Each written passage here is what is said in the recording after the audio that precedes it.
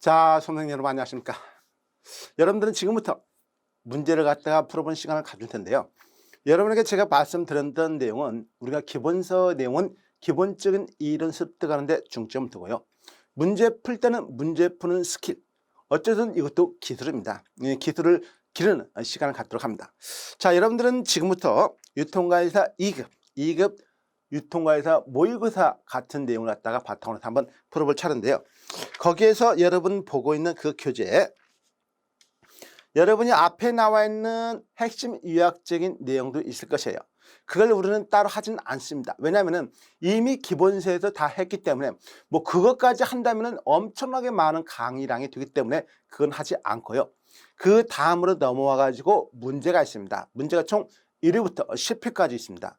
1위부터 10회까지 있는데 그 1위부터 10회까지 있는 내용을 갖다가 우리가 공부를 할 것이고요.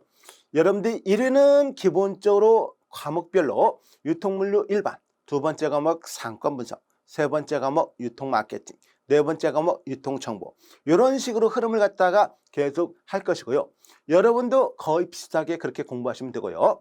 가급적이면 이건 문제집이다 보니까 여러분이 한번 기본서 강의를 들으신 분이라면 먼저 문제를 한번 풀고 듣는 것이 더 효과적이라고 할 수가 있습니다. 물론 시간적으로 좀 한계가 있어가지고 급하신 분은 그냥 기본서를 듣지 않고 문제만 푸는 분도 많이 있다는 거 저도 알고 있습니다. 그렇지만은 그런 분들은 기본적으로 천천히 최소한도 2번 이상은 들으셔야만이 어느 정도 이해가 갈 수 있는 부분이고, 물론 제가 문제를 갖다가 푼다 해서 빠르게 풀지는 않고요. 기본 이론하고 매칭을 시키면서 여러분에게 제가 풀어드리도록 하겠습니다. 자, 이제 거기 나오는 1번부터 한번 문제를 보도록. 자, 문제 1번입니다. 문제 1번. 문제 1번은 딱 뭐를 여러분 보시면 됩니까? 거기서 조직은 일정 목적을 달성하기 위한 인간들이 상호작용하는 하나의 구조적 과정이다. 여기서 뭘 물었어요? 조직론을 보고 있어요. 그러니까 여러분이 조직을 갖다가 조직론을 아느냐 모르냐 이거예요. 조직론을 아느냐 모르냐. 조직론을 알면은 그 다음에 이제 우리가 문제를 풀 수가 있다는 것이죠. 자, 조직이란 동그라미 1번부터 나와 있어요. 옳지 않은 것은 뭐냐? 역시 항상 이런 것도 알아주셔야 돼요. 옳은 것을 고르느냐 옳지 않은 것이냐. 자, 이런 것을 잘 알아주셔야 돼요. 뭐 여기까지는 내가 나중에 쓰지는 않을 것이고요. 옳은 것을 고르느냐 옳지 않은 것을 고르느냐. 왜냐하면 이것도 모르면서 문제를 막 푸는 분이 급하게 하시는 분이 많이 있어요. 그래서 옳은 것을 고르냐 옳지 않은 것을 고르냐. 그래서 이렇게 1번부터 해가지고 이 1번을 갖다 예를 맞출 수 있는 건 조직에 대한 기본적인 내용을 알고 있어야 됩니다.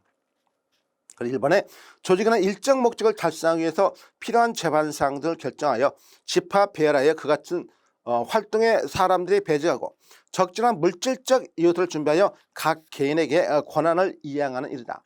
뭐 내용적으로 틀린 것은 없습니다.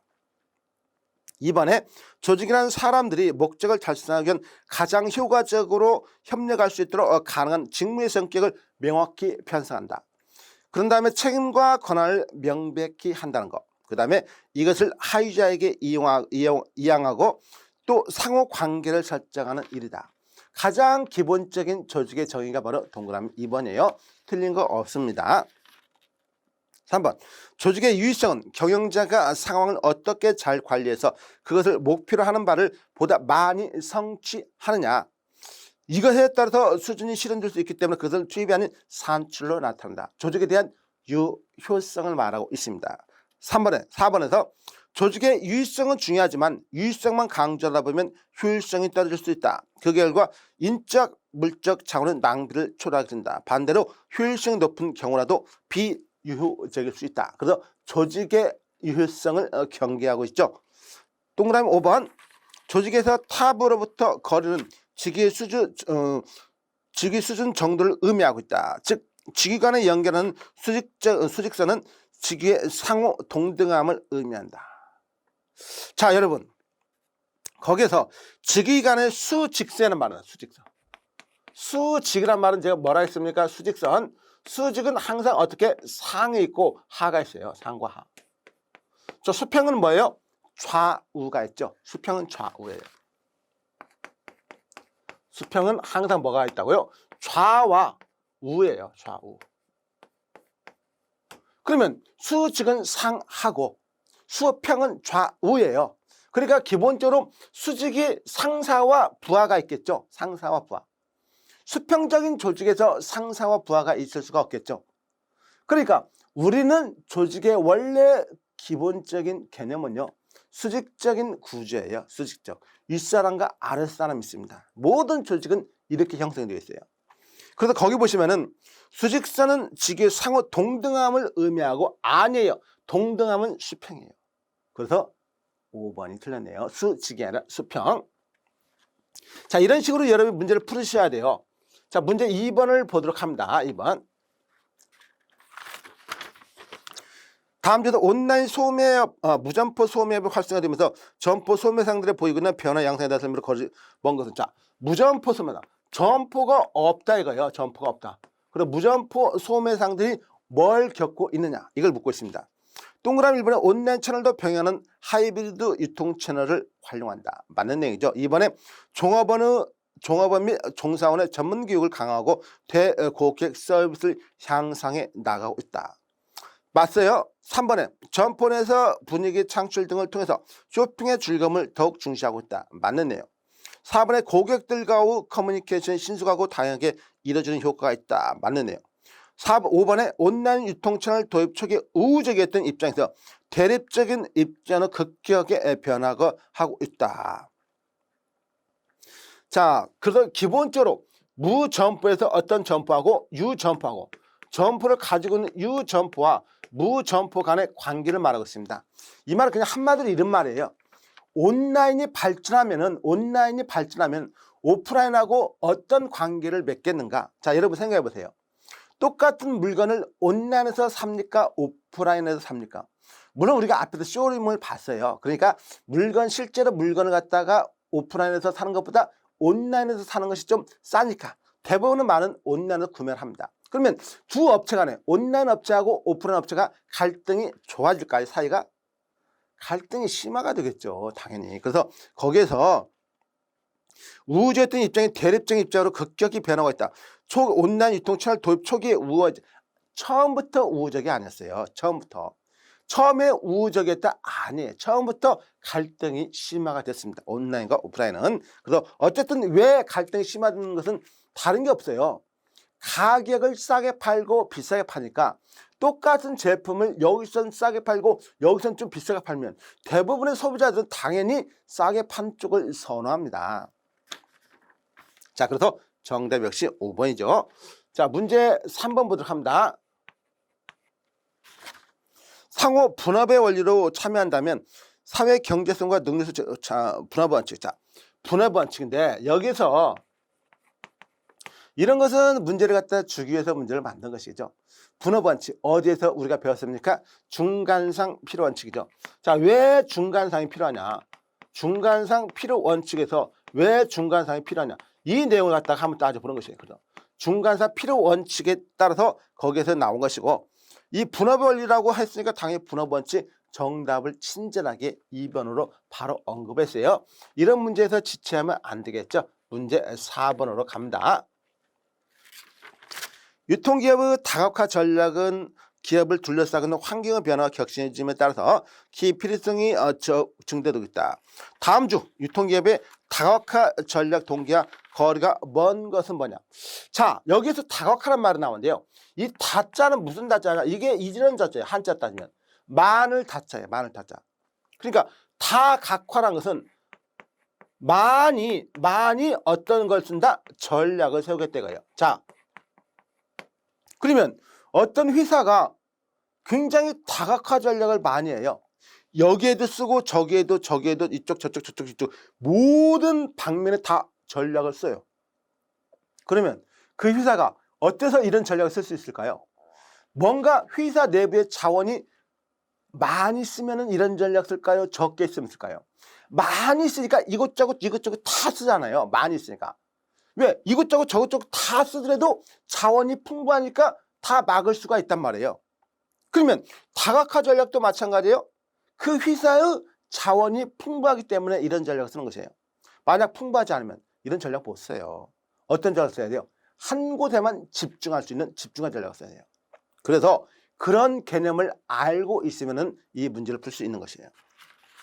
그래서 동그라미 4번에 거기 1번에 기업이 보유한 경영자원의 희소성을 극복하고자 하는 경우, 경영자원, 기업이 보유하고 있는 자원이 희소하다. 희소하다는 것은 많이 있다는 것이에요, 적게 있다는 것이에요? 적게 있다는 것이죠. 그러니까 기업의 자원이 적게 있으면 무슨 전략? 집중화 전략을 써야 이거예요. 그래서 다각화 전략을 쓰는 요인은 동그라미 1번은 아니라는 것이에요. 나머지 2번, 3번, 4번, 5번은 바로 다각화 전략을 쓰는 요인이 되는 것이고, 동그라미 1번은 무슨 전략? 집중화 전략을 써야 돼요. 집중화 전략. 그런 의미에서 여러분이 봐주셔야 되고, 자, 문제 5번을 보도록 합니다. 문제 5번. 문제 5번을 보시면 최근 유통경로 구성원들의 역할에 대한 설명으로 옳은 설명은 뭐냐 묻고 있습니다. 유통경로 구성원들. 그래서 경로 구성원이 나와요. 경로 구성원의 역할을 갖다 묻고 있습니다.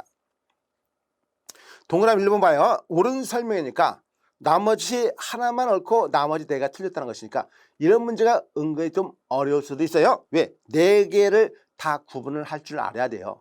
지문이 틀렸다는 걸.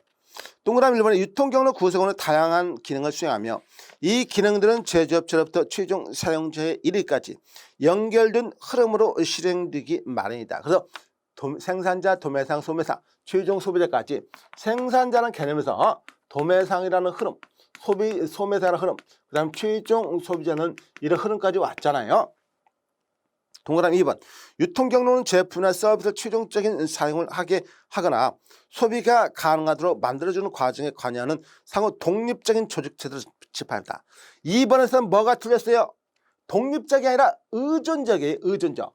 의존성을 가지고 의존성. 독립성이 아니라 의존성. 유통경로 구성원들은 상호 의존성. 왜 의존성을 가지고 있어요? 생산자는 도매상. 도매상이 없으면 물건을 넘길 데가 없잖아요. 도매상은 소매상. 소매상이 없으면 물건을 넘길 데가 없잖아요. 그러니까 독립적이 아니라 서로 의존성을 가지고 있을 수밖에 없고, 3번 제품 또는 서비스가 최종 사용자나 소비자에게 전달되기까지는 판매 정보 수집, 물류 등 활동하는 단독적인 사건이 아니라 흐름의 사건이라고 했죠. 흐름. 그래서 역시 거기 3번도 틀리고, 4번에 유통경로 구성원들이 제조업체, 도매상, 소매상 역할은 최종 사용자나 소비자 만족보다 자신들의 아니죠. 최종 소비자의 만족. 물론 근래 목적은 자신들의 돈을 벌기 위해서, 자신들의 만족을 위해서 할지는 몰라도 이론적으로는 최종 소비자의 만족을 위해서 여기 있는 중간상들이 한다 이거죠. 5번에 제품이나 서비스 유통 과정에서 발생하는 위험은 유통경로 구성원의 부담보다는 최종 사용자나 소비자 부담으로 돌리는 것이 다르다 아니죠. 당연히 과정에서 발생하면 자기들이 그 책임을 져야 됩니다. 자, 그런 내용으로 여러분이 알아주시면 되고요. 자, 그래서 거기까지 봤고요. 나머지 문제 6번 내용 한번 살펴보도록 합니다. 자, 문제 6번. 물론 이제 5번에서 정답이 1번이라는 거 여러분 아시겠죠? 문제 6번. 다음 주 전문 양판점으로 불리는 대중앙 양판점과 전문점 특징을 혼합하여 한 가지 상품을 깊게 찍으며 가격을 낮춘 소매업체를 무엇이라고 하느냐. 자, 이걸 뭐라고 합니까? 이걸 갖다가 우리가 카테고리 앞에서 뵀지만 카테고리, 이런 것은 문제 쉽게 빨리 풀어야죠. 카테고리 킬러라고 이름을 부르죠. 카테고리 킬러. 카테고리 킬러는 어떤 특정한 제품 업체가 옆에 들어가지고 기본적으로 그 제품을 갖다가 죽인다는 의미에서 시작을 했다는 것이죠. 그래서 카테고리 킬러라는 의미는 그 제품에 대한 전문성이 강화가 됐기 때문에 다른 업체하고 비교 우위가 높은 것이에요. 다른 업체는 경쟁 자체가 안 돼요. 그런 의미로 카테고리 킬러라고 알아주시면 되고, 그래서 이름 자체, 이게 뭐냐, 무슨 업체냐, 카테고리 킬러를 물어보는 것이에요. 자, 문제 7번 한번 살펴보시면요. 경쟁적 우위 확보를 위해서 장기적인 전략적 측면에서 유통경로 설계를 가장 잘못 설명하고 있는 내용은 뭐냐 묻고 있어요. 자, 거기서 유통경로 설계 똑같은 내용입니다. 유통경로 설계. 경로 설계를 갖다가 경로 설계를 가장 잘못 전달하고 있는 게 뭐냐 이거죠. 경로 설계를 갖다가 이게 경로예요. 유통경로. 여기는 경로 구성원이었지만은 이거는 경로고, 그리고 경로 설계를 잘못하고 있는 게 뭐냐 이거죠. 자, 1번에 정부 정책 담당자는 매년 김장철의 배춧값의 급격한 상승과 하락의 원인에 대처하고자 위해서 대처하기 위해서 가급적이면 중간상을 배제하고 직거래를 활성화시키는 방안을 내놓고 있다. 자, 기본적으로 여기에서 이런 동그라미 1번 같은 내용은 많이 하죠. 왜? 기본적으로 시골에서 배추 한 포기가 1,000원짜리가 최종 소비자가 한 포기를 소비하는데 10,000원이라는 비싼 값을 주고 하기 때문에 그 중간에 있는 유통 마진을 없애기 위해서 이렇게 경로를 갖다가 취소하는 것을 갖다가 정부가 많이 하고 있어요. 동그라미 2번 제품 및 서비스 생산 단계와 최종적인 소비 단계에서 존재하는 물량 구세, 시간, 공간, 정보, 소유권 등 격차를 갖다 클수록 유통 경로는 길어진다고 봤다. 작을수록 직접성이 높아진다, 짧아진다. 그래서 이런 것이 유통 경로 구성원. 여기에 이런 구성원들이 많이 끼어들수록 유통 경로는 길어지고 적게 끼어들수록 유통 경로는 짧아진다. 이런 흐름을 말하는 것이에요. 3번 최종 사용자가 적다면 유통 경로 직접성은 줄어들 것이므로 이 경우 중간상의 개입이 거래 효율성을 높여줄 가능성이 축소되며 따라서 유통 경로 길이가 증가하게 된다는 판단하게 된다. 최종 사용자가 적다. 자, 여러분 여기 생산자가 있잖아요.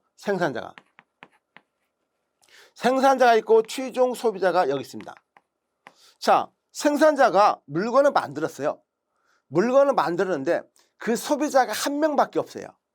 그러면 중간상을 경유해서 갖다 줄까요? 자기가 직접 갖다 줄까요? 소비자가 한 명밖에 없으면 생산자가 바로 그 소비자에게 물건을 갖다 주는 게 더 낫지 않겠어요? 여러분 생각 어때요? 당연하죠. 그러면 유통기한가 짧아지겠죠. 중간상이 필요 없잖아요. 그러니까 이 말은 뭐예요? 최종 사용자가 적다면은 굳이 중간상을 이용할 필요가 없다 이거예요.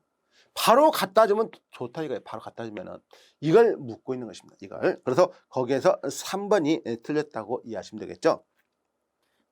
4번 기업 규모가 크고 자금력이 충분하고 기업의 경영 노하우가 많은 기업이라 판단된다면 유통 경로에 대한 강력한 통제가 필요하기에 유통 경로 직접성 추가하는 것이 유리하다. 5번도 맞는 내용으로 봐주시면 되고요. 자, 문제 8번을 보도록 합니다. 소매 수명 주기는 한 소매기가 출현하여 사라질까지 전 과정을 말한다. 그 라이프 사이클을 말합니다. 그 라이프 사이클을 갖다가 말하고 있어요. 라이프 사이클. 그래서 이런 이론에 대한 설명을 옳지 않은 것은 뭐냐 묻고 있죠. 자, 1번에 점포 설비의 비용이나 규모, 경제를 실현할 만큼 매출이 증가하지 못하고 말기가 되어 겨우 이익이 조금씩 증가하는 도입기란다. 아니죠. 이 라이프 사이클은 이런 식으로 나눠요. 이런 식으로 나눌 때 우리가 기본적으로 단계를 갖다가 4단계로 나누고 있어요. 4단계. 그래서 도입기가 있고 성장기예요. 성장기. 그 다음에 성숙기가 있습니다. 성숙기. 그 다음에 쇠퇴기가 있어요. 쇠퇴기. 그래서 도입기, 성장기, 성숙기, 쇠퇴기라는 이런 단계를 거칠 수밖에 없다는 것입니다. 그래서 거기서 보시면은 거기 나와 있는 1번 같은 도입기는 여기 도입기가 아니라 오히려 쇠퇴기를 말합니다. 1번 질문은 쇠퇴기를 말하고 있어요. 2번에 성장기는 소매상 매출액의 이익률 급속히 증가하여 이러한 시기를 급성장기라고도 한다. 자, 성장기는요 이거예요. 성장기. 이 곡선은 무슨 곡선이죠? 매출액 곡선이에요. 매출액. 근데 이 곡선은 좀 다를 수가 있어요. 이 곡선을 만약에 그리자면은 이렇게 이 곡선을 그릴 수가 이렇게. 즉 이익은 성장기 후반기에는요 줄어들 수밖에 없습니다. 왜? 경쟁이 너무 치열해요. 경쟁이 너무 치열하면은요 어떤 관계를 맺습니까? 경쟁이 치열하면은 그 치열한 기업끼리 뭘 해요? 싸우잖아요. 시장에서 싸운다는 것은 사장들끼리 나와가지고 링 위에서 주먹질을 하는 게 아니에요. 어떻게? 광고라든가 다양한 비용을 통해서 우리 회사의 제품의 우월성을 알리는 것입니다. 그러면 뭐가 많이 들어가요? 돈이 많이 들어가죠. 광고비가 많이 들어가니까 버는 것은 딱 정해져 있는데 광고비가 많이 나간다. 즉 비용이 많이 나가면 뭐가? 이익이 줄어들잖아요. 이익이 줄어들어요. 그러니까 당연히 이 성장기에는 경쟁이 너무 치열하니까 하반기로 갈수록 후반기로 갈수록 이익이 줄어들 수밖에 없어요. 근데 그거는 급성장기, 매출이 급속히 증가한다? 아니에요. 자, 3번에 성장기는 벤치마킹, 다운사이징, 리스트런. 성장기는 여기죠. 성장기 거기서 성장기. 그래서 성장기 같은 경우는 여기서 성장기는 벤치마킹, 다운사이징, 리스트럭처링, 새로운 경영 기법을 구사한다. 성장기는 여러분들께서 보시면은 이 성장기가 아니라 여기 성숙기를 말하고 있잖아요. 성숙기. 그래서 성숙기를 말하고, 그다음 4번은 쇠퇴기는 혁신적인 신업태의 장점을 도입하거나 창화하지 못하면 그 기업은 쇠퇴할 수밖에 없다. 자, 여러분들이 거기를 봤을 때 여기서 이제 거기 나와 있는 4번 같은 경우도 쇠퇴기는 여기에요. 쇠퇴기는 진행합니다. 그래서 쇠퇴기는 혁신적인 신업태의 장점을 도입하거나 창안하지 못하면 그 기업은 쇠퇴할 수밖에 없는 것이에요. 자, 그 다음에 5번은 소매 수명주기 1호는 새로운 소매업타가 시장에 투입된 이후에 시간이 흘러감에 따라 제품 수명주기와 같이 도끼, 성장기, 성숙기, 쇠퇴기를 거치는 현상을 설명한 것이다. 자, 그래서 기본적으로 거기 4번하고 5번도 맞고요. 거기서 거기 동그라미 3번도 맞고 3번이 틀렸다는 이유가 뭡니까? 3번 틀린 것은 성장기가 아니라 성숙기예요. 성숙기에서 이른다는 거. 그래서 2번은 맞는 걸로 여러분이 알아두셔야 돼요. 왜? 그나마 여기까지 보신 거예요. 여기까지. 왜냐하면은 거기서 3번 내용이 명확하게 틀렸기 때문에 3번은 성장기가 아니라 성숙기예요. 그래서 2번은 원래 명확했다면 이 후반기로 가서 이익도 줄이지만 그냥 전체적으로 포괄적으로 봐버린 개념입니다. 포괄적으로. 그래서 동그라미 1번에 점포 설비 비용 휘수나 규모의 경지를 실현할 만큼 매출액이 증가하지 못하고 말기 가세 겨우 이익이 조금씩 단계를 도입기라는데, 아까 이 쇠퇴기라 했잖아요. 이 앞의 내용은 쇠퇴기네요. 근데 여기는 뭡니까? 이익이 발생할 수 없으니까 이제 막 걸음마를 시작하는 단계예요. 그래서 정답은 3번으로 알아두셔야 돼요. 그래서 여기 1번하고 2번 지문이 여러분이 굉장히 헷갈립니다. 그래서 이런 내용을 좀 잘 알아두셔야 되고, 결론은 뭡니까? 여기도 하나의 지문을 봐가지고 이익이 매출액이 성장한다는 거. 여기는 도입기라는 개념인데 쇠퇴기는 그런 특징을 보이지만은 도입기라는 개념에서 봐둬야 된다는 거. 그래서 여러분 혹시라도 착각할 수 있으니까 명확하게 정답이 나온 건 3번이니까 여러분이 1번과 2번 가지고 여러분이 헷갈리면 안 된다는 거. 혹시라도 이런 문제가 간혹 나와요. 그래서 여러분 한번 그런 걸로 알아주시면 되고, 거기 이제 문제 9번을 보도록 합니다. 자, 문제 9번. 유통점은 크게 두 가지 기초로 성과를 평가한다. 그래서 유통점 성과 평가인데 기본적으로 이건 성과 평가는 수익률이에요. 수익률. 그리고 뭡니까? 수익률인데 이걸 갖다 또 다른 말로 이익률이라고 말했어요. 또 다른 말로 뭐라고? 마진율이라고 말했어요. 이 수익률하고 뭐하고 같이 형성됩니까? 수익률하고 회전율이에요. 회전율. 그래서 우리가 기본적으로 회전율이 높으면 수익률도 높다고 말은 해요. 그러니까 아까 우리가 방금 전에 봤던 8번처럼 1번하고 2번을 갖다 또 이렇게 문제를 갖다 더 할 수도 있어요. 왜? 수익률이 높으면 회전율이 높지만은, 회전율이 높으면 수익률이 높다고 말할 수 있지만은 반드시 그런 것만은 아니기 때문에 그래요. 왜? 쉽게 말하면은 여러분, 회전율이 높은 것이 만약에 빵을 갖다가 1000개 팔아요. 빵을 1000개. 빵을 갖다가 1000개 팔고 1000개를 갖다가 하나씩에 바를 때 만약에 얼마냐? 많으면 1000원씩 판다. 1000원. 그러면 1000개 팔아봤자 100만 원이에요. 매출액이. 회전율이 굉장히 높잖아요. 빵은. 근데 기본적으로 여기에 고가, 뭐 고급 승용차, 뭐 한 1억짜리 위제차를 갖다 한 대 팔아봐요. 한 대지만은 이익은 갖다가 훨씬 더 높잖아요. 그러니까 기본적으로 회전율이 높다 해서 이익이 반드시 높은 것은 아니고, 수익이 반드시 높은 것은 아니고, 마진이 반드시 높은 것은 아니에요. 그런데 우리가 그렇게 보는 것이에요. 수익이 높으면은 아하, 잘 팔리니까 이익도 많이 높을 것이다.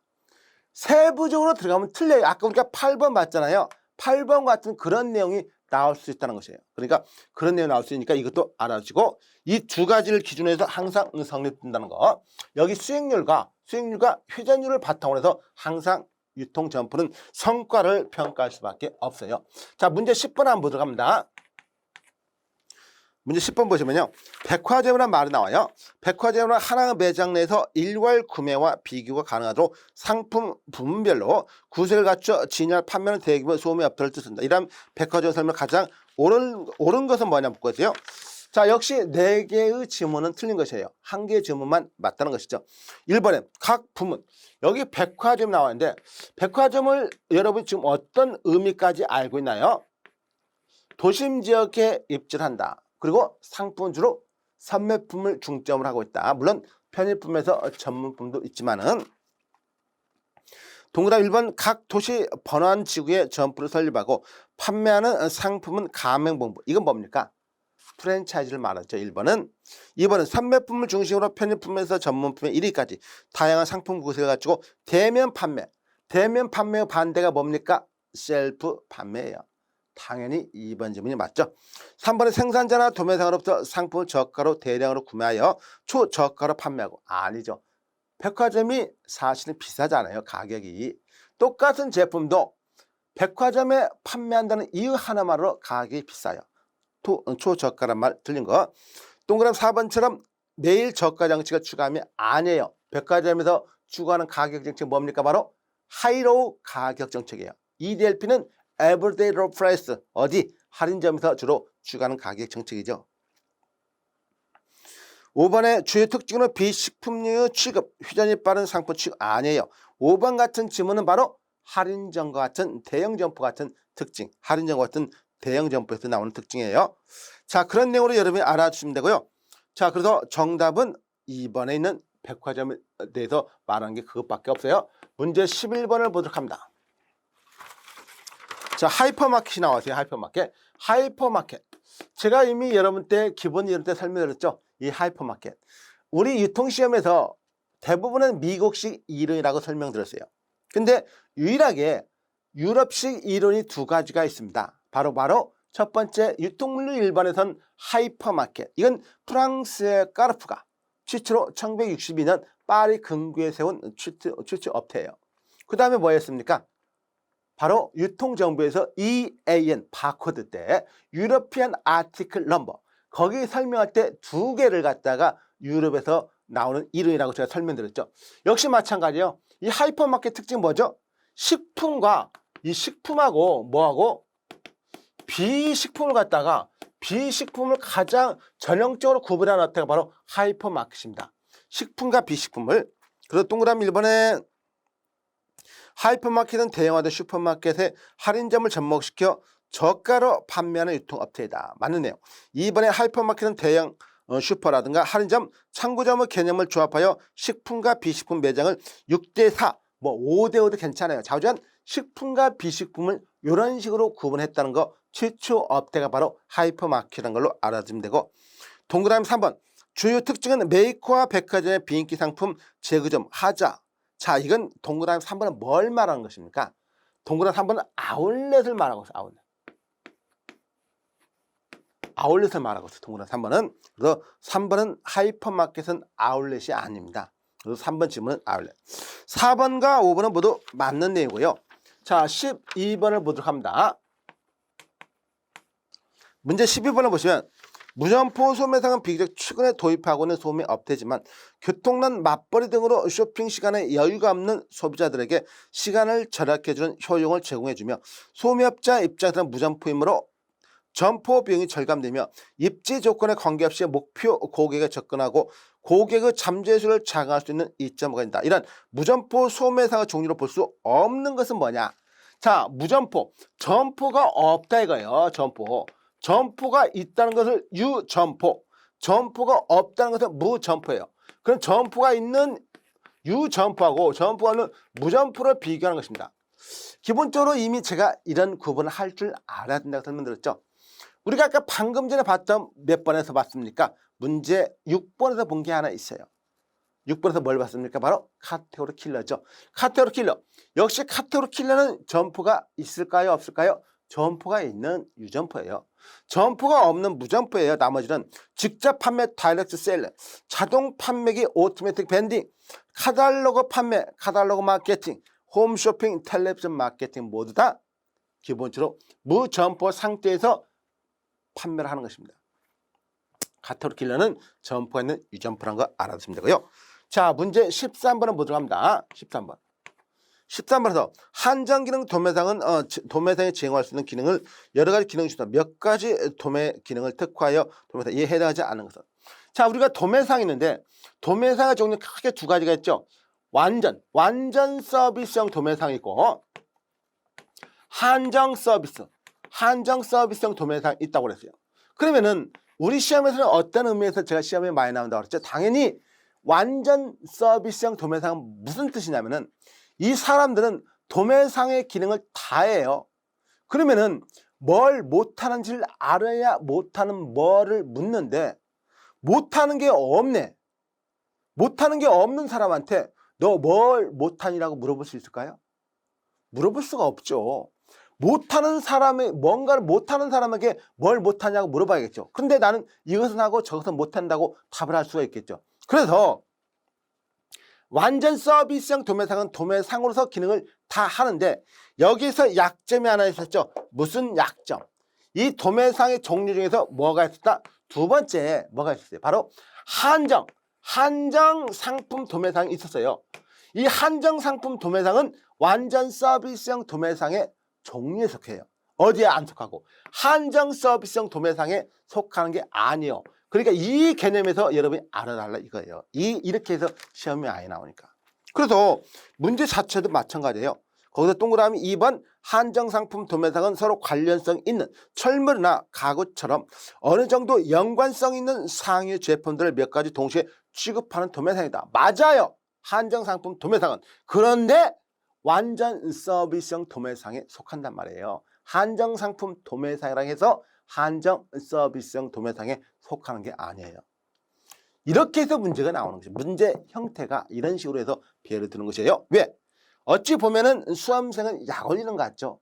하지만 약 올리는 게 아니라 출제자는 그런 걸 알고서 구분을 할 줄 아느냐한테 묻는 것이에요. 그걸 저는 당연히 여러분에게 알려드렸어요. 기본서 이론 때. 그러니까 기본 이론을 갖다가 명확하게 들은 사람은 이 문제를 갖다가 강의를 안 듣고 풀었어도 80점은 넘을 것이에요. 물론 이제 다는 조금씩은 다르겠죠. 예. 혹시라도 나는 75점 맞았는데 그럼 나는 뭐 어떻게 안 했다는 것이냐? 그건 아니고. 자, 이런저런 그렇다는 것이에요. 그래서 이런 흐름으로 여러분이 알아주면 되고 13번은 당연히 1번은 현금 무배달 한정 서비스형 도매상, 3번은 직송 도매상 한정 서비스형 도매상, 프랜차이즈 도매상, 진열장 도매상 모두 한정 서비스형 도매상이에요. 이름만 들어도 다 알 수가 있죠. 자, 문제 14번 한번 봐봐요. 14번. 14번은 뭔데? 프랜차이즈 시스템은 프랜차이즈에게 프랜차이즈 상표, 노하, 기타 기업의 운영 방식과 사용하여 제품의 서비스를 판매할 수 있도록 허가하는 것을 말한다. 이런 프랜차이즈 시스템에 대한 설명은 가장 그냥 잘못된 것은 뭐냐? 항상 뭐하고 프랜차이저라는 의미하고 뭐하고 항상 프랜차이지라는 개념에서 알아달라겠어요. 저와 지의 관계예요. 저와 지. 둘의 관계예요. 둘의 관계. 이렇게 하는 것은 뭐밖에 없다? 이렇게 하는 것은 돈밖에 없어요. 그 다음에 이렇게 하는 것은 뭐냐? 돈이에요. 프랜차이저로부터 프랜차이지에게 가는 것은 돈만 빼놓고는 다 가요. 지로부터 저에게 가는 것은 돈만 갑니다. 돈. 근데 그 돈의 이름이 다양하다고 그랬죠? 무슨 B로 끝난다. 돈의 이름은. 무슨 금으로 끝나요. 무슨 액으로 끝난다. 무슨 류로 끝난다. 무슨 T로 끝난다. 이게 다 돈을 말하는 이름이에요. 무슨 금, 무슨 액, 무슨 액, 금, 비, 그 다음에 무슨 류, 이런 것도 뭐 돈을 말하는 것입니다. 자, 그래서 14번을 보시면은요. 문제 1번의 프랜차이저는 계약의 주체로서 프랜차이즈를 모집하여 사업을 수행하는 역할을 하며 프랜차이즈를 선정하여 특정 사업마다 동반자 대리인 권한을 허용합니다. 그러니까 프랜차이저로부터 지에게 가는 것이에요. 역시 2번도 저로부터 지에 가는 거. 3번의 프랜차이즈는 돈을 가는 거. 3번은 지로부터 저에게 가는 거. 그 다음에 4번은 프랜차이즈 분권적 시스템은 노동자들의 기업에 대한 극한적 대립을 약화시키지만 프랜차이즈는 노동자 집단의 간접적인 대화 창구로 볼 수 있어서 노사 빈곤 위험 부담 증가시킬 수 있다. 자, 프랜차이즈 시스템에서 프랜차이저의 장점이 뭐라고 그랬어요? 노사 문제에 신경 쓸 필요가 없다고 그랬어요. 왜? 가맹점의 종업원은 본사의 종업원이 아니에요. 단지 가맹점도 사장이에요. 그 가맹점의 거래 주체가 달라요. 단지 그 프랜차이즈 계약을 맺고, 그러니까 쉽게 말하면은 교촌치킨을 갖다가 제주도에서 한다고 해서 그 교촌치킨 주인하고 여기 수도권에 있는 교촌치킨 사장하고 종속 관계가 아니에요. 그냥 계약 관계예요. 내가 당신네 회사에 브랜드만 붙여서 내가 팔을게. 그 대신 당신네 회사가 내가 돈을 줄 테니까 이런 것만 좀 알려줘라고 하는 것입니다. 그런 게 바로 이 프랜차이즈 시스템이에요. 자, 그래서 정답은 4번 내용이죠. 5번 내용도 맞는 내용이고. 자, 문제 14번 맞으니까 15번을 보도록 합니다. 문제 15번. 자, 문제 15번을 보시면요. 글 상자에서 QR에 대한 설명을 옳게 나는 것. 자, 퀵 리스폰스예요. 퀵 리스폰스. QR 시스템에 대해서 설명을 했습니다. QR 시스템은 우리 시험에서 QR이 나오는 데가 어디라고 했죠? 두 군데가 있죠. 바로 여기에 나와 있는 퀵 리스폰스. SCM에서 시작했죠. Supply Chain Management. 여기서 통합적 물리에서 바로 QR을 갖다가 말할 때 뭘 말하고 있어요? QR은 어디 부분? 의류 산업의 SCM을 말해요. 의류 산업. 바로 미국 청바지사 갭이 이 시스템을 도입한 것이고, 두 번째는 어디서 봤었죠? 바로 바코드에서 QR 바코드, 퀵 리스폰스. 일본의 텐소 웨이브에서 만든 거, 즉 2차형 바코드를 설명했어요. 전혀 다른 것이에요. 전혀 다른 거. 그냥 퀵 리스폰스라는 영어 약자로만 썼기 때문에 QR이 나온 것이지 전혀 다른 시스템입니다. 다른 시스템. 그런데 여기서는요, 그 네모 박스에 있는 걸 고르시면 돼요. 그래서 네모 박스 QR을 갖다 설명하는 거. 서로 떨어져 있는 기업 부서 간의 물류 정보 실시간 가번 아니에요. 자, 나번 시장 수요에 신속하게 대응하여 경쟁력을 향상시키다. 나번은 일단 맞죠. 신속하게 대응을 시킬 수 있다는 거. 다번 공급 사슬에서 재고를 쌓이게 하는 요소를 제거한다. 그렇죠. 다번 맞죠. 왜? 공급 사슬에서 이걸 갖다가 당연히 퀵 리스폰스 빠르게 반응하니까 재고를 쌓이게 할 시간이 없는 것이에요. 라번 품질을 증가시키 아니에요. 이 품질을 증가시키는 게 아니에요. QR은. 그다음 마번 QR을 사용하면서 누적 리드타임 봤죠. 자, 그다음에 마번이죠. 마번. 그래서 바번 고객 요구에 대한 반응 시간을 길게 만드는 요인을 제거한다. 그렇죠. 그래서 퀵 리스폰스 길게 반응을 갖다가 빠르게 하는 것이 빠르게 하는 게 바로 퀵 리스폰스 특징입니다. 자, 문제 15번은 그래서 나다 마바가 있는 정답을 고르시면 돼요. 5번이 나와 있죠. 문제 16번을 보도록 합니다. 물적 유통은 일반적 개념을 모든 유통 경로에서 제품과 서비스를 정해진 장소에 시간에 정해진 품질로 중간상 및 최종 소비자에게 전달되는 것을 말한다. 이런 물류 설명으로 잘못된 것은 뭐냐 묻고 있어요. 그래서 물류에 대한 내용이 나왔죠. 물류. 계속해서 지금 15번도 물류예요. 16번도 물류. 기업에서 차지하는 비중 중에서 물류 비용이 차지하는 비중이 매우 작을 뿐만 아니라 점점 감소했다. 자, 우리가 물류에서 가장 중요한 두 가지가 뭐다? 두 가지가 고객 서비스예요. 고객에 대한 서비스. 자, 비용이에요. 비용. 비용이 어떻게? 비용을 갖다가 감소시키는 게 목적이에요. 감소시키는 목적이다. 서비스는 높이는 게 목적이에요. 근데 이 둘 차이가 이런 관계가 무슨 관계? 상충 관계를 상충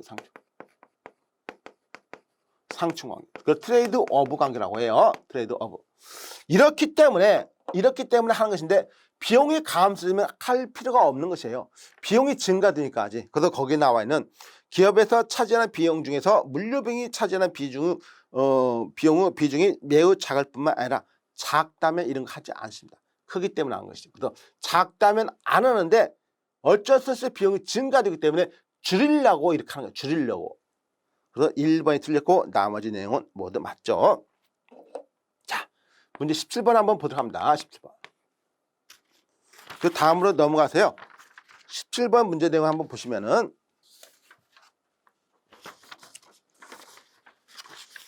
자, 물류의 판매 기능 원칙과 세븐하우스 원칙에 대한 내용을 말하고 있습니다. 그래서 세븐하우스 원칙 있어요. 세븐하우스 원칙이 있고 뭐가 있습니까? 스트레스 원의 원칙이 있어요. 스트레스. 세 개의 S자로 시작되는 단어하고 하나의 L자로 시작되는 단어. 스트레스 원의 원칙하고 이건데 여기서 비용적으로 말하는 게 바로 뭡니까? 로우라는 개념이 있고 여기서 비용적으로 말하는 게 뭡니까? 프라이스라는 개념이 있어요. 프라이스. 그리고 이 둘의 관계를 갖다가 지금 묻는 것이 아닌가. 그렇죠? 예, 거기 나오는 가장 유사한 기능을 가진 세브란스 원칙은 뭐냐? 적당한 가격이죠. 적당한 가격. 그래서 이거하고 같은 의미의 내용. 자, 문제 18번 한번 문제 보도록 합니다. 문제 18. 직장 생활하는 나 뚱뚱 씨는 최근 살을 빼기 위해서 런닝머신을 구입하였다. 그러나 제품에 심각한 하자가 발생하여 반품이나 환불을 요구할 수 있는 소비자 기본적 권리가 있다는 것을 알았고 권리 행사를 하려고 한다. 이런 권리 행사가 해당되지 않는 것은 뭐냐 묻고 있어요. 자, 여기는 뭡니까? 이건 소비자의 기본적인 법에서 열거하는 소비자 기본적 권리 8가지를 말하고 있어요. 그 8가지를 갖다가 여러분이 아느냐 모르냐 이거예요. 그래서 1번에 런닝머신을 구입하기 위해 영업사원에게 제품에 대한 카탈로그를 가지고 내가 근무하는 직장의 커피숍에서 설명을 받을 권리가 있다. 2번에 구입하여 달리기를 하던 중 갑자기 기계가 멈춰 앞으로 넘어지면서 부상에 대한 심각한 공포증을 가지게 되어 보호받을 권리가 있다. 그 다음 3번에 기계의 옵션이 다양하여 설명서를 읽고도 이해를 하는 것이 부족하여 필요한 지식을 제공받기 원하는 권리가 있고, 그 다음 4번에 동일한 기계를 사용한 소비자들끼리 모여서 기계 사용으로 인하여 입은 피해에 대하여 신속 공정한 절차를 따라서 적절한 보상을 받을 권리가 있는 것입니다. 5번에 소비 생활을 영향을 주는 국가나 지방자치단체의 정책과 사업자의 사업활동 등에 대하여 법안을 제출해요. 법안을 제출한 것은 누구밖에 못합니까? 국회의원들밖에 못해요. 그러니까 국회의원들의 파워가 법안을 갖다가 제출하는 것인데, 그러니까 국회의원들의 파워는 그거밖에 없는 것인데 사실. 그래서 자기 이익단체들이 국회의원들한테 노비를 하는 이유가 뭡니까? 우리 이익과 관련된 걸 갖다가 좀 법을 만들어서 우리 이익을 좀 보호해줘라. 그런 관계를 가지고 있어요. 그래서 국회의원들은 그런 관계를 갖다가 과감하게 무시해야 되는데, 그렇지 않는 국회의원들이 의외로 많이 있죠, 사실은. 그래서 그런 내용을 여러분이 보시면 되고, 이 법안을 제출한 것은 국회의원밖에 못하고 소비자 개인적으로 소비자들은 할 수가 없는 부분입니다. 자, 일단 거기 그 다음 문제 19번을 보도록 합니다. 문제 19번 한번 보도록 할게요. 자, 문제 19번 한번 계속 보시면요.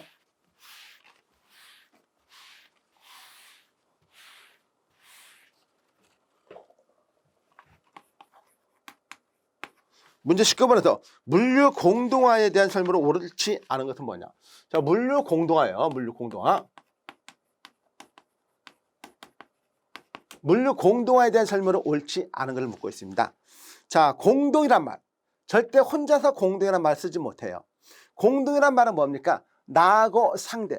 그러니까 혼자가 아니라 나하고 다른 뭔가의 기업들하고 같이 한다는 것이에요. 그래서 물류 공동화하기 때문에 물류를 같이 하겠죠, 그러면은. 그래서 동그라미 1번에 고객의 제품 수집에서부터 판매되기까지 물류를 주문, 제품의 수집, 운송, 집화, 배송 기능으로 분리한다. 수집에서 배송까지의 수행 주체와 물류 기능의 조합에 따라 물류 공동화 방안을 유행해야 한다. 이런 것은 맞는 내용입니다. 그리고 2번에 물류 공동화는 자사의 물류 시스템과 타사의 물류 시스템. 그래서 우리 회사의 물류 시스템하고 다른 회사의 물류 시스템을 갖다가 어떻게 해야 돼요? 소개해야 됩니까? 함께 오픈을 해야 돼요. 공동이란 말은 뭡니까? 오픈해야죠. 여러분, 친구끼리 같이 자취를 한다. 나는 속이고 친구는 오픈시켜라. 그런 말 되겠습니까? 같이 오픈해가지고 같이 얼마씩 부담해가지고 같이 자취를 하자. 뭐 그런 생각할 수가 있는 게 바로 공동으로 자취 생활을 하는 것이잖아요. 마찬가지입니다. 물류를 공동으로 한다는 것은 우리 회사의 물류 시스템하고 그 상대방의 회사의 물류 시스템을 오픈해야 돼요. 그런데 거기서 보시면은 타대 분리세 다른 지역과 이중업종을 중심으로 아니죠. 같이. 그래서 동종업종, 이중업종이 아니라 동종업종을 중심으로 이루어지는 게 바로 이거예요. 이중업종이면 같이 할 수가 없습니다. 물류 공동을 할 수 없어요. 아, 우리 회사는 의류를 생산하는 회사인데 상대방 회사는 생선을 만드는 회사이다. 그럼 어떻게 같이 물건을 같이 섞어가지고 운송할 수가 없잖아요. 당연한 것입니다. 자, 문제 20번. 문제 20번은 보시면요. 유통산업발전법에서 유통산업의 효율적 진흥을 균형 있는 발전을 꾀하고 건전한 상거래 질서를 세움으로써 소비자를 보호하고 국민 경제 발전을 이바지하는 목적을 한다. 다음 중 이에 대한 용어로 옳지 않은 것은 유통산업발전법이다. 이건 법이에요. 유통산업발전법. 자, 거기서 나와 있는 거. 동그라미 1번, 2번에 대규모 점포를 묻고 있습니다. 대규모 점포는 하나 이상 연접되는 건물 안에 하나 또는 여러 개의 점포를 설치하는 매장이며 일시적으로 아니에요. 상시 운영되는 매장이어야 돼요. 일시적으로 운영되는 매장이면 대형 점포로 속하지 않습니다. 정답이 2번에 나왔죠. 3번과 4번, 5번 같은 경우는 모두 다 유통산업발전법에 나와 있는 용어의 설명입니다. 문제 21번. 유통 경로상 경로 갈등은 한 경로 구성원이 다른 경로 구성원의 목표를 달성하는 노력에 저해한다고 행위를 한다고 할 때 발생한다. 자, 우리가 다른 사람 갈등이 발생하는 이유는 어쨌든 갈등은 나쁜 갈등만 있는 거 아니에요. 사실 나쁜 갈등은 무슨 갈등? 소모적 갈등. 좋은 갈등도 있어요. 왜? 서로가 발전시키니까. 그런 좋은 갈등을 뭐라고? 생산적 갈등이라고 하죠. 그래서 이런 행위를 한다고 할 때 발생된다. 하나가 예를 들어서 소비자 가격을 책정하려고 할 때 대규모 제조업체는 신속한 시장 침투를 위해서 저가격을 원하나 소형 업체들은 경우 수익성 증대로서 고가격을 원할 수 있다. 이 경우 발생하는 경로 갈등 원인을 유형을 가장 잘 설명해 주는 것은 뭐냐? 뭐가 달라요? 그래서 갈등이 발생하는데 대형 업체들은 생산자들은 시장 진입을 빠르게 하기 위해서 가격을 저렴하게 해가지고 저 가격이 뭡니까? 시장을 침투하기 빠르잖아요. 시장 침투가 빠르면 인지도가 높아가고 매출액의 그 시장 점유율이 높아갑니다. 근데 소매 업체들은 그게 중요한 게 아니에요. 왜? 소매 업체들 판매하는 매출액이 높은 게 아니라 이익이 높아야 돼요. 이익. 그러니까 소매 업체는 이익을, 그 다음에 생산자는 뭘 갖다? 생산자와 소매 업체인데 생산자는 갖다가 매출 증대를 갖다가 원하고, 자, 소매 업체는 뭐를 갖다? 이익 증대를 원하는 것이에요. 이익 증대. 그 두 업체 간에 뭐가? 목표가 다릅니다. 목표가 다르기 때문에 목표가 불일치하는 거예요. 그래서 목표 불일치로 인해서 뭐가 발생해요? 당연히 갈등이 발생하죠. 당연히 갈등이 발생하죠. 그래서 갈등 해소는 어떻게 하면 되겠어요? 그러면 목표를 갖다가 일치시키면 되는 것이죠. 일치시키죠. 목표를 갖다 일치시키면 갈등이 해소된다는 거. 일단 여기서는 뭐 때문에 갈등이 발생하냐고 물어봤기 때문에 목표 불일치. 자, 문제 22번 같은 상품 구성 정책에 대한 도움을 줄 수 있는 도구 하나서 ABC 분석이다. ABC 분석 같은 거 여러분 설명드렸어요. 기본적으로 ABC 분석은 여기에서 문제 20번에서 ABC 분석. 자, ABC 분석은 A 제품은 몇 퍼센트? 70%. 매출액의 70%를 차지하는 제품은 재고는 10%밖에 안 된다. 20%, 20%. 자, 10%, 70%.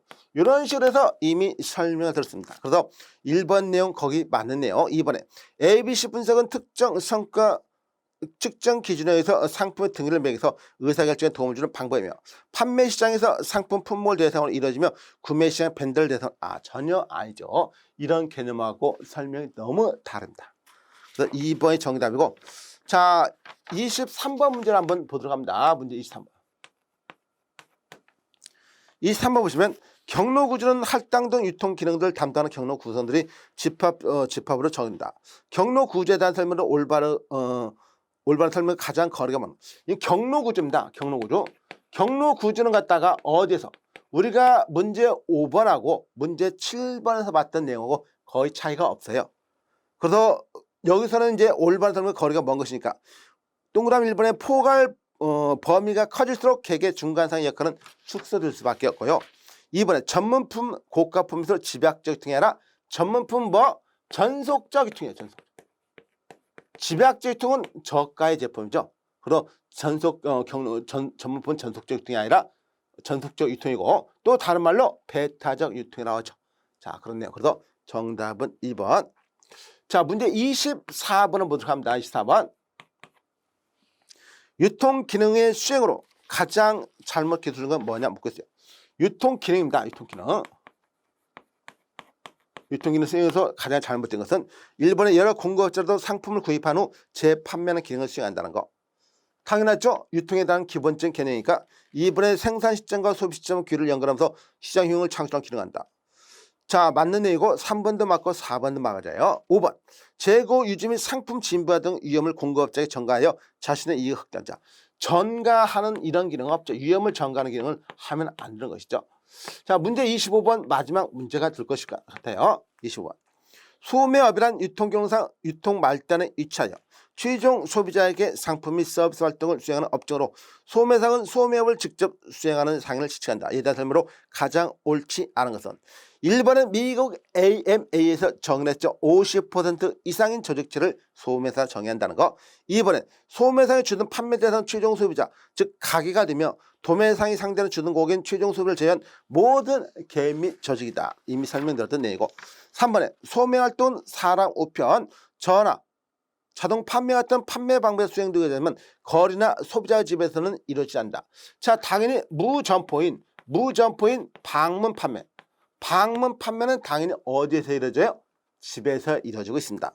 방문 판매의 가장 대표적인 게 바로 뭡니까? 화장품 위판업이라든가 아니면 정수기 아줌마라든가 또는 학습지 선생 같은 거. 여기까지가 여러분들이 3번의 정답을 해가지고 총 25번까지 했고요. 다음 시간에 상권 분석부터 시작하도록 하겠습니다. 수고 많이 했어요.